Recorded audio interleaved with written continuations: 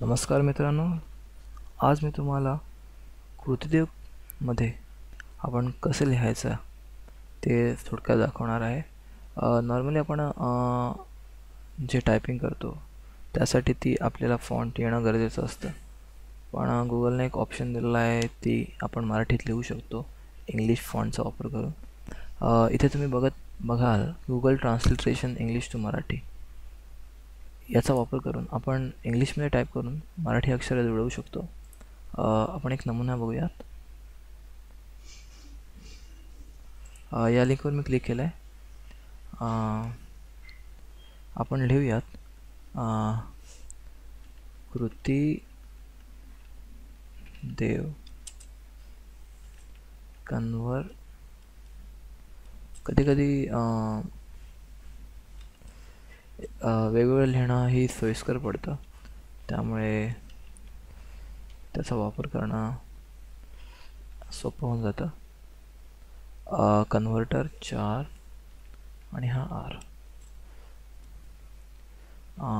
MATHE मध्ये आपलं स्वागत आहे.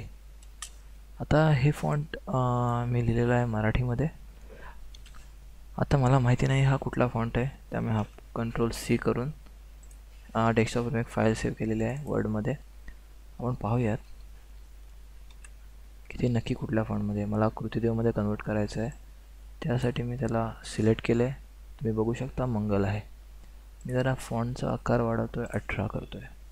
आता इथे तो फॉन्ट आहे, तुम्ही कृतिदेव करण्याचा प्रयत्न करतो आहे, पण तुम्ही बघितलात की तो कोकिलामध्ये दिसतो, म्हणजे कन्वर्जन होत नाही. मग आता कोणत्या पद्धतीने आपण कृतिदेवमध्ये कन्वर्ट करू शकतो? एक साधा उपाय आहे.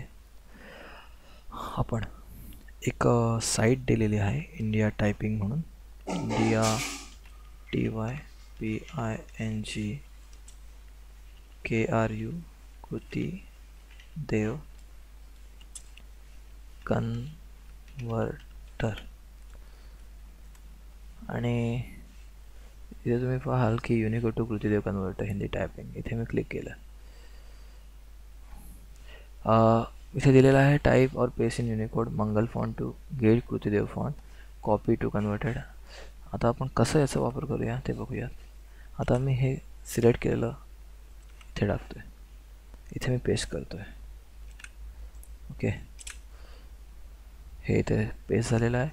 आता मी त्या युनिकोड मंगल फॉन्टचं कृतिदेवमध्ये कन्वर्ट करत आहे, आणि हे जे कन्वर्ट झालेलं फॉन्ट आहे ते मी पुन्हा एकदा इथे पेस्ट करत आहे. आता जर तुम्ही बघाल यातला फरक, हा मंगलमध्ये मी लिहिलेला आहे, हा कोकिला झाला. पण इथे बघाल तो तुम्हाला फॉन्ट आहे कृतिदेव 005. हे तुम्हाला पाहिजे असलेलं कृतिदेव कन्वर्जन आहे. या अशा प्रकारे तुम्ही कृतिदेवमध्ये लिहू शकता गुगल ट्रान्सलेशन वापरून, नंतर India typing Unicode to Krutidev कन्वर्जनचा वापर करून.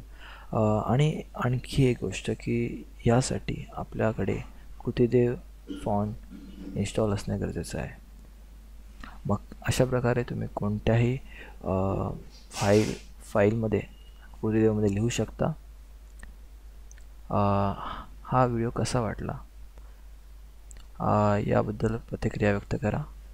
जर तुम्हाला आवडला असेल तर सबस्क्राईब करा. थँक्यू, धन्यवाद.